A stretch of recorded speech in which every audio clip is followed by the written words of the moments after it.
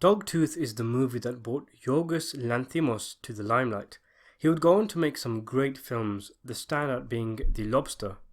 The Greek film director has garnered a reputation for having a filmography of pretty weird films, people talking and acting out of the social norms that we're used to, because many of his films are indeed about challenging and criticizing our social norms and constructs. So I knew this going into his earlier work Dogtooth, but it still left me woefully unequipped for just how insane and weird this film is. You really do sit back multiple times throughout and think to yourself, what the hell am I watching? It follows a family, a father, a mother, a son and two daughters. The kids are all adolescents and we follow a few days in the life in the household. It starts off pretty weird, with the kids listening to educational tapes that are clearly giving the wrong definition of certain words, and it only gets weirder from there.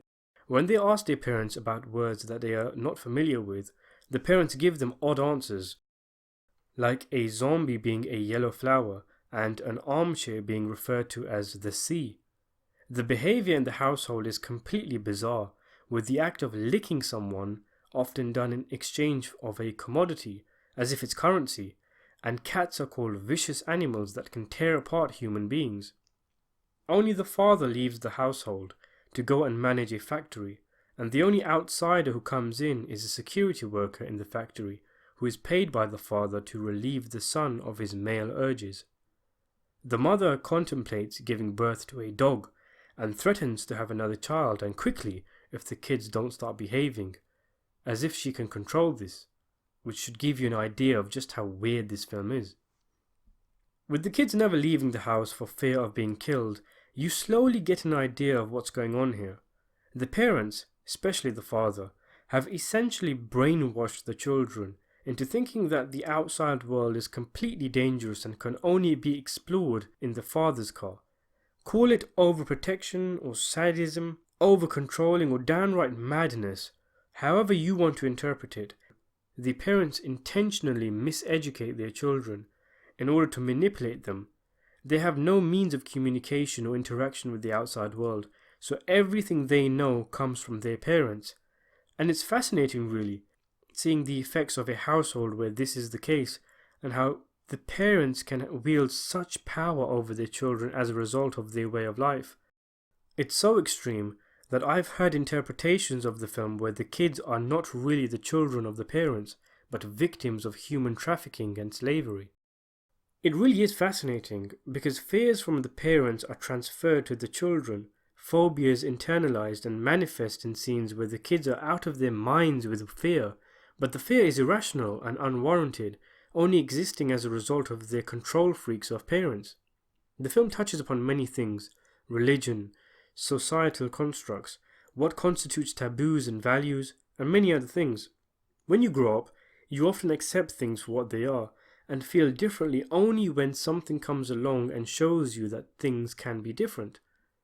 The parents control all the variables, and the children just accept without questioning. I've heard that the movie is also a satire of the Greek Orthodox Church. And it makes you think about your own life.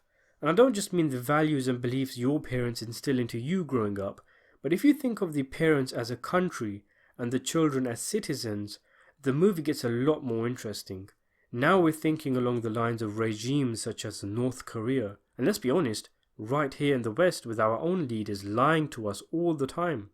I mean, how many times have we been told to like or dislike a certain thing or a certain people for no legitimate reason? Take the Iraq invasion. The country had nothing to do with 9/11, but we were told we had to hate them and that they were enemies of us and our freedom and wanted to kill us.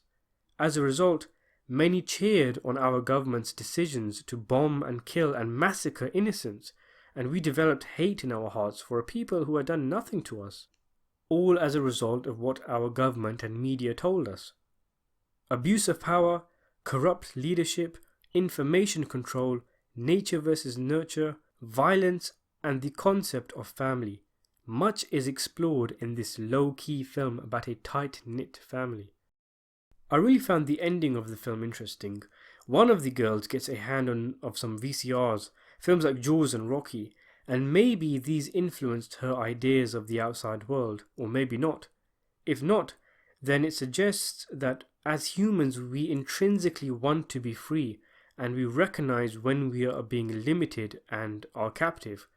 And perhaps our desire to dance with danger and our curiosity can overwhelm us, even if it means putting ourselves at risk. Anyway, she believes, obviously through her father's teachings, that the car is the only way to leave the house safely, and she has been brought up to believe that she is only safe to leave the house after her dog tooth falls out. So after a brutal scene where she knocks her own tooth out with a dumbbell, she goes and hides in the back of her dad's trunk late at night.